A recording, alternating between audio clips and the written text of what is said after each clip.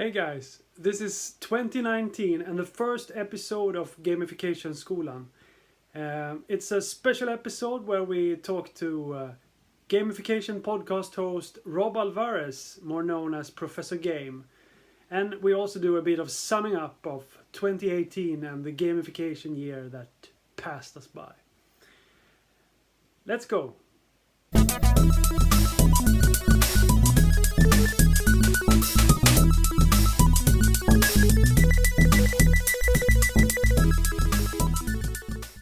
Well, to start out on the personal side, I started a new job in December at Insert Coin, Gothenburg-based company, working from Umeå though, which is all about gamification. Funny, since I am too. In today's episode of Gamification Skolan, I am joined by Rob Alvarez, who is the podcast host of Professor Game. Rob works as a teacher and a gamification designer at IE Business School in Madrid. IE Business School is top 10 in the world and top 5 in Europe. So, I can think of no better person than Rob to help us assess the current situation in the field right now.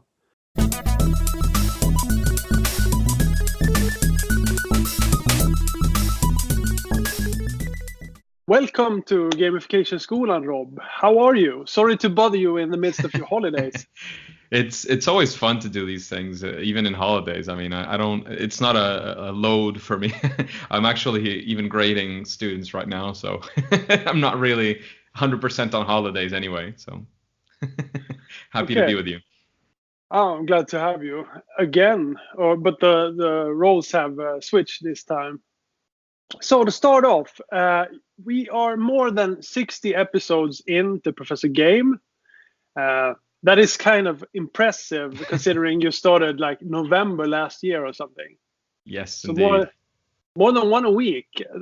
What is the motivation and the idea behind Professor Game? Why did you start it? Long story short, after many things happening, and I had used to have a radio program back home. I'm from Venezuela, which had nothing to do with gamification, a lot to do with entrepreneurship. I realized I loved the medium, the whole speaking medium and interviewing. That's something I liked. I ran into gamification for many reasons. I've been doing some of that in my day job where we create interactive learning materials at IE Business School. And we've been increasing our impact because we're now distributing our materials to other business schools. And I said, well, what else can I do to actually disperse the word and get more people to be able to benefit from this in education? And I went back to thinking of my radio program plus the podcasting thing, which I had been listening to a lot of podcasts and thought it was a great way to get to meet interesting people like yourself. So it was a perfect fit for me. And I've been doing it ever since. I'm not going to say it's not a lot of work, but I have been enjoying it a lot. I think I've profited from it especially in an intellectual sense, which is the main thing. No money involved to this date, so that's okay. So learning the craft and meeting nice people. Yes, that is why you started it. Always learning. Keeping learning, I think, is something that we always have. Whatever you're doing, it's something that we have to get onto. So we were just talking before we started the recording about the past year or 2018, since it hasn't passed really yet. But what do you think of this last year? What do you reckon in terms of gamification? Do you think gamification is coming on stronger, or is that just wishful thinking? Of course I do think it's growing. I do want for it to be growing, but it just a small thing I always like to remember, especially in these times, because we were part of the hype at some point. You know, very recently people were having in their bios, everybody was about crypto, and you know, there's all these people who had crypto in their bios on Twitter and etc. And now they're changing to AI and machine learning. So we were part of that wave at some point. And the good and the bad is that we're not part of that wave anymore. So these people who were in it just there to say that they were on the trendy thing are not on it anymore, which is, if you ask me, that's great news, because those people give us a bad reputation, and that makes less people like gamification. So I do think it is growing. I do think that the practice is getting better and better every day, because the people who do this day by day are getting better at it just because of the means of practice. You know, the whole theory of the 10,000 hours of dedication that turn you into a real expert. I think that is being the case for more and more people, and they're going beyond the 10,000 and the 20,000. So it's getting a lot better, and that makes people be happier with it because they're getting better results. So I do think that the industry is going towards growth. There's always a discussion if we will be calling it gamification in the future, but we've been talking about this for 10 years and it's still called gamification. So I'm not sure it's going to change or not, but that's something that's still there, hanging around to see if people are either getting more used to it or actually going to be going for another name or whatever it is. But I do think it is certainly growing and getting better, especially. Yeah. So let's hope for growth for good gamification then. Let's leave the bad gamification behind. Please. Stepping into the new year. So one thing I've been wondering about, considering you have interviewed over 60 people about gamification, experts in their fields, such as yourself. What did you learn from these interviews? Do you have any general takeaways or? There's many things, but there's a couple of topics that always keep coming up, and one of them is understanding the people you're designing for. I think, and this is a general design practice. This is not just about gamification. I do think that any good design has to think about the people you're designing for, whatever it is you're designing, user experience, as you're an expert in as well, visual design, whatever it is you're creating it for someone, and that someone has to be in the forefront of your thoughts. Because if you don't, you're losing a big bunch of time and possibly opportunity. Doesn't mean you're going to ask them, what do you want? And they'll say, oh, I want a blue lagoon. And you have to understand what they're thinking to be able to do what's best for them and to be able to profit. So that's something that's been coming up very, very much. And then there's an interesting topic about the scalability of gamification. And of course, when somebody has a platform, they always say that it's very scalable and it's very possible to do that. And when people are more in the consulting side, they always say that, crafting something specially for that. So that I think there's a good tension there that I think will follow on. But that's always an interesting thing to see going on. And there's many ways to approach either of these. There's many processes you mentioned many times. For example, Yukai. There's always Andrzej Marchewski. There's Ann Coppens. There's Monica Cornetti. There's many interesting people. I could keep on naming here. Many of them have been in the podcast. Many I wish I will have them in the future. But there's many interesting things to look at. And the good news is that we can look at all of them and decide what's best for whatever it is we're designing at the moment. Yeah. And when you're talking about the customization, the really special needs, designing for very, very specific problems, and also the platforms you were talking about, like these general platforms which can address like scalability for gamification, the tension between them is, I agree, it's really interesting.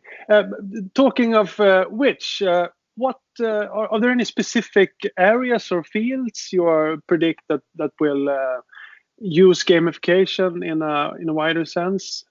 I think it's already happening in a way, especially in education. You can see more and more. Oh, I'm a fourth grade teacher and I'm doing some gamification. Oh, I'm not sure if everybody's understanding it completely and correctly, but again, that's part of the curve. I do think that you implement it, you fail, you're willing to fail, to test, if you have 120 students in 3 different sections, you have more opportunities to test more things and to validate small different things. If you take it with a scientific mind, I think it's the best thing that can happen. And I think in education, it's growing more and more. Higher education, it's starting to grow, I think, as well. There's more people being more and more willing, again, because I think it's a generational thing. The whole gap, they always say that it's for millennials. I'm not convinced that is the case necessarily. I think this is a human thing, because what we're trying always to think about is the motivations of the humans we're designing for. Again, going back to the user's perspective or the player's perspective.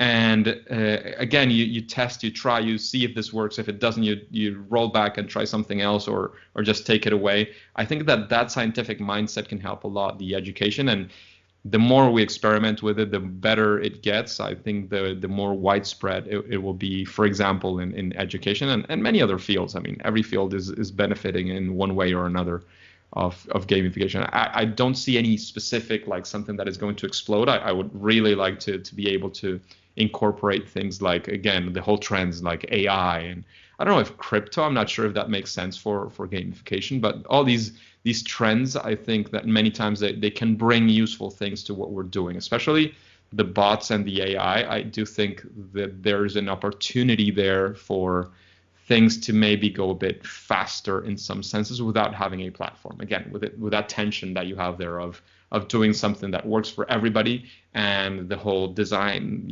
for almost every individual. Yeah, we read in the newspapers about, or on the internet, whatever, news about exercising games. Exogaming. It's sort of a niche within games and gamification. Gamified exercise, that is. Zwift, a London-based indoor cycling company, raising $120 million to improve the platform and also to enter the esport arena. I think that's really cool. It is, and again, I completely agree. But I actually had a recent experience with a Nintendo Wii. They had the sports there already, and that was how long ago, I can't even recall right now. Yeah. But that's not very recent. So I do think that there's many opportunities there. And actually, I was thinking of getting the Wii for home because of the exercising capabilities it has, and the whole movement. That's Yeah. something that's very different about what Nintendo's been designing lately. That you have the whole physical movement thing. I do think that there's interesting stuff going on there. I do think that there could be many opportunities for people to design things that are gamified, and the whole points and the Fitbit or mine is a Samsung, all these things. There's a lot of opportunities, many things going on already, and many more things that can be built into. I think that the future of gamification is a lot larger than we can even be able to fathom right now. I mean, it's something that is just growing, and there's going to be areas we can't even imagine that right now that are going to grow and that are going to exist, and things that we can learn from games. I mean, right now I just got the VR for my console, so I'm testing out and seeing what does VR imply and what can be interesting opportunities for immersion, because that's part of the whole flow theory and why you're in a place very immersed.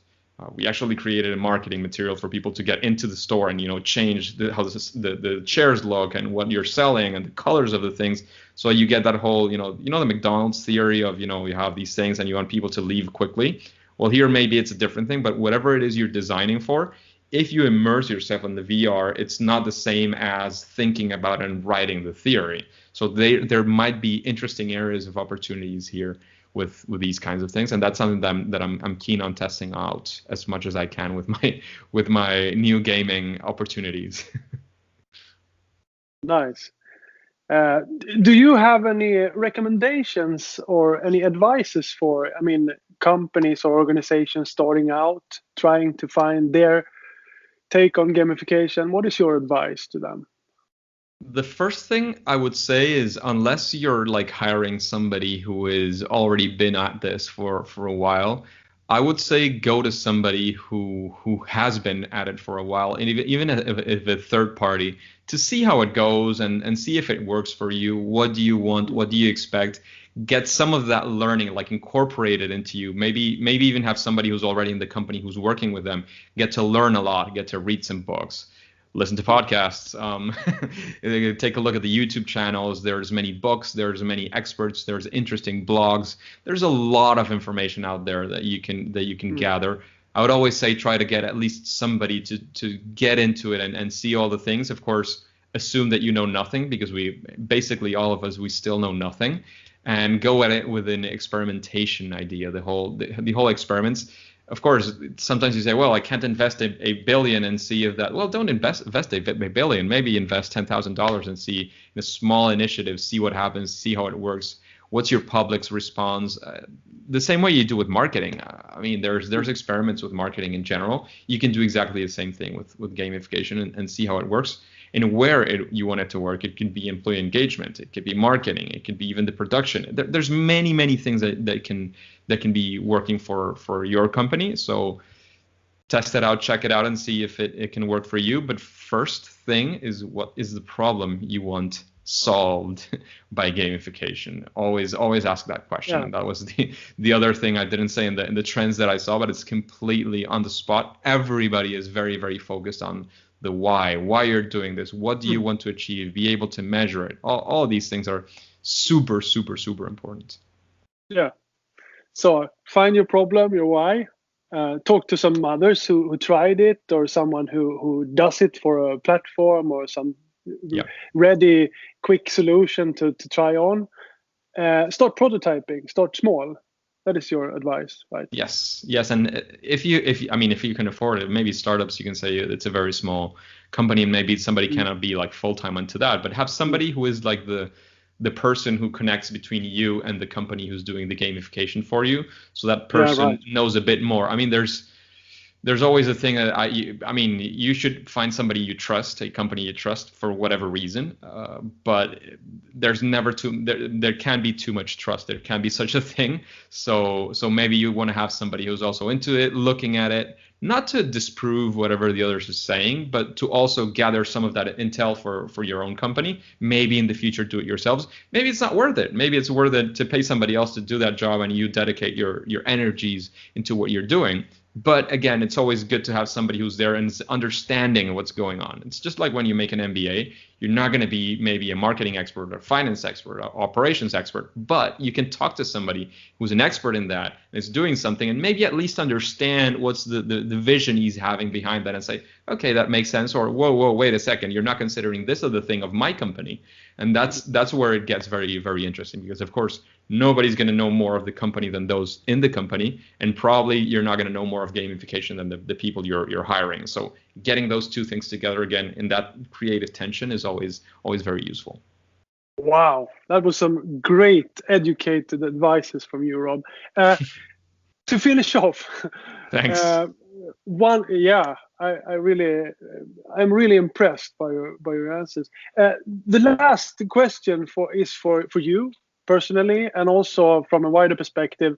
What do you wish for yourself, for the world maybe, and for gamification in specific for the coming year, for 2019? What do you wish for the most? I would say for gamification, I do wish that more people get to understand it, not necessarily go deep into it. I don't know if you've had that experience. For example, explaining it to my mom is still a challenge. She still doesn't get it. I've been going on in a podcast for over a year. I've been speaking at conferences. I've been explaining it to many people. And for example, again, it's just one example, explaining it to my mom is super hard. So as far as getting it into the major public, people to understand it, again, not everybody to rave about it or to be using it every day, but to be able to understand it, I do wish that is something that comes in the relatively near future. I don't know if 2019, but I do hope it comes in the relatively near future. For the world, I do hope there's terrible things going on in many places that I don't want to get too much into that. I come from a country that's screwed up right now, so I don't want to get into the bad things that are going on right now, but I do wish that besides from those terrible things, just getting past those things, I do also wish for fun and engagement to be something that is important for the world. Because again, even with the terrible things, how do you change them? You change them by getting people engaged with the solution. So I do think that the fun and the engagement are not in a fight with doing serious and important things. And I do think that there's an opportunity there again for gamification, serious games, call it however you wish. I do think that there's an opportunity for that to help change the world. And for me, that's a difficult one. I don't know. I'm pretty busy. I've been pretty busy in the late 2018, so I do wish that these things start paying off. Again, not in the monetary sense necessarily, but in the sense that I do get a little bit more of extra time to do some more things, because there's always what's next. And I've been teaching. I was teaching for the first time quantitative methods in the university. I'm getting a second chance at a similar subject in the starting winter period, and I do wish it gets a little bit easier. Of course, the first time is always harder. That's one thing, and I do wish to be able to dedicate more time to gamification in general. I think I'm starting some initiatives for that for myself, and I do hope it comes to fruition. Thank you very much. It's been a pleasure having you on. And my wish for 2019 is to meet you in the flesh. Oh, I hope we meet. I do. Yeah. I'm looking forward to many conferences. I don't know how many I'll be able to attend. I wish I could go to like 20 conferences every year, but my wife and my budget are not too sure about that. But yeah, I do hope I'm able to meet you. I wish you and your audience all the best in 2019 and beyond. And let's meet as soon as possible. Game on. Take care. Let's go. So, that's that. Isn't he fabulous? Rob Alvarez. You can follow him on Twitter as Rob Alvarez B. And you should definitely tune in to audio podcast Professor Game on iTunes, or you can find it at professorgame.com as well. And you should definitely check out all the other episodes of Gamification Skolan. Next episode will be the last one, and you can find it on Gamification Skolan on YouTube. Take it easy, swim easy, and game on!